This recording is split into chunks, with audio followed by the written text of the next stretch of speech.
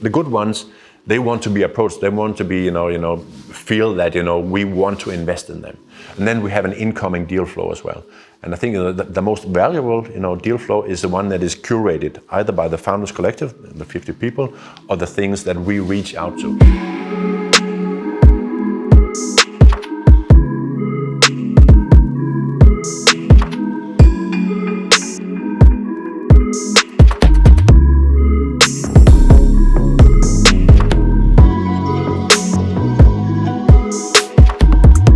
I saw once in the press in connection with the launch of byFounders, the first closing, you said that many investments are actually to the disadvantage of the founders. Mm-hmm. That leads me to asking about the terms, the venture terms and the trends in venture terms right now. Yeah. You say that you are a for founders, byFounders fund. Try to put some words on that and how you see the trends in the venture terms right now.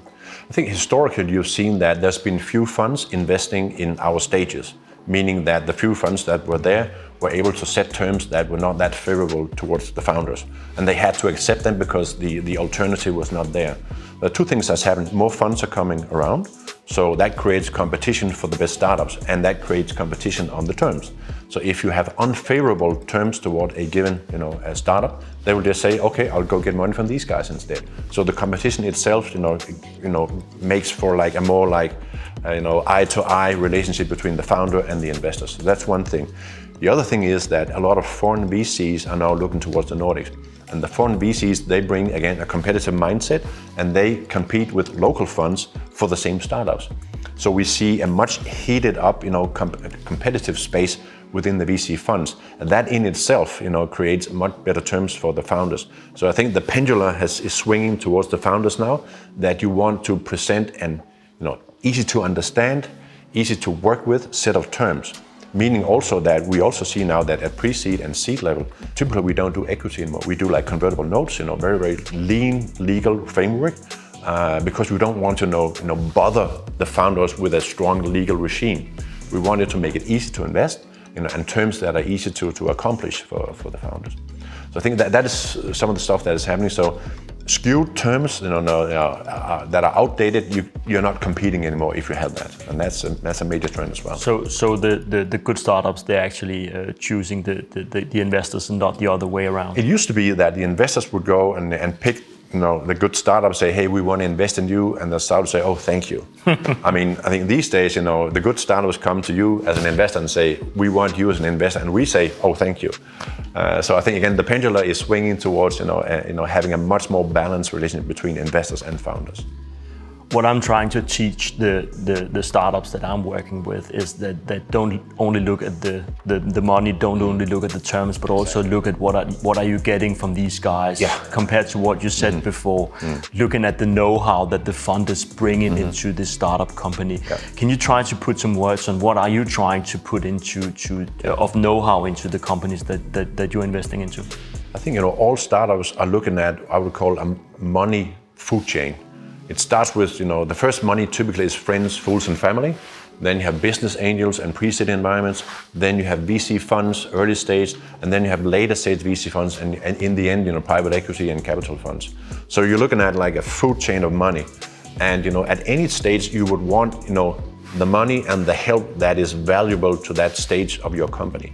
So early on, when you invest, and you have a business angel, you want that business angel to be close to you, aid in maybe even the business development of the company, and really low-level operational help.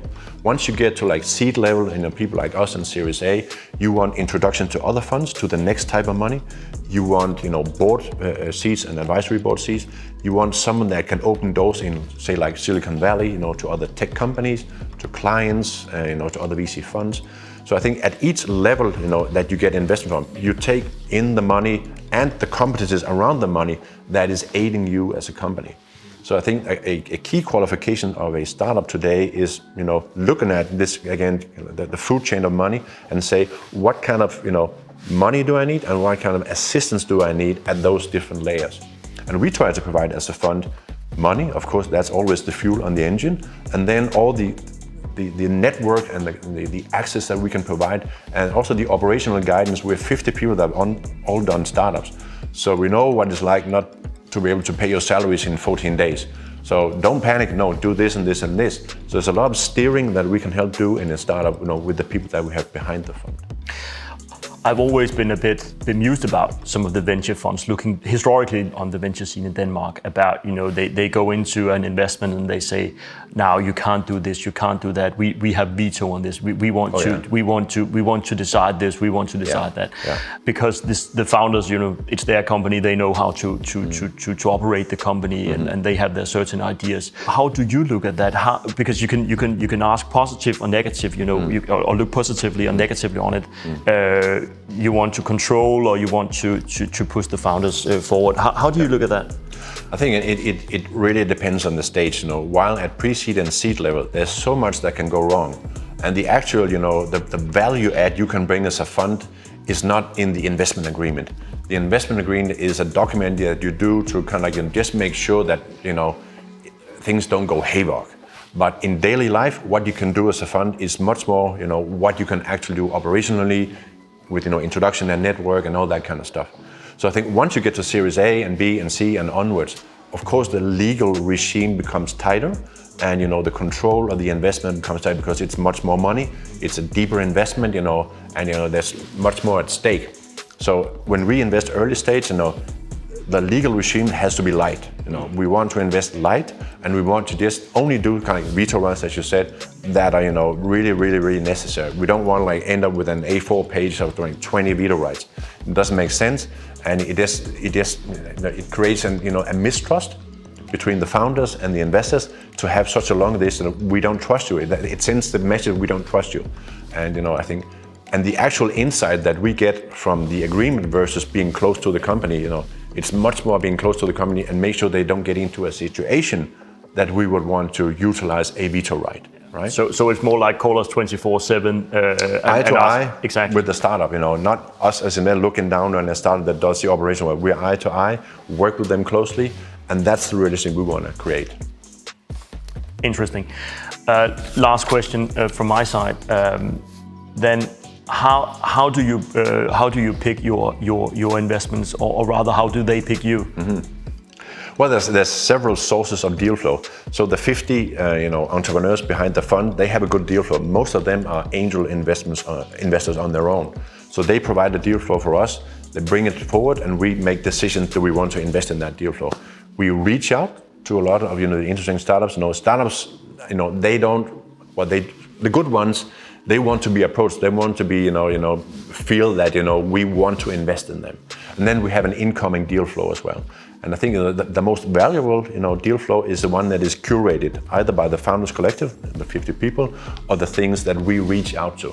I think that has proven to be the most valuable deal flow. The incoming stuff that comes, unsolicited is mostly not relevant to us. So warm intros, people that we trust that bring deal flow to us, it's much more valuable. I think those are the key resources or the sources of deal flow. Thank you very much, Tommy. Really appreciate it. You're welcome.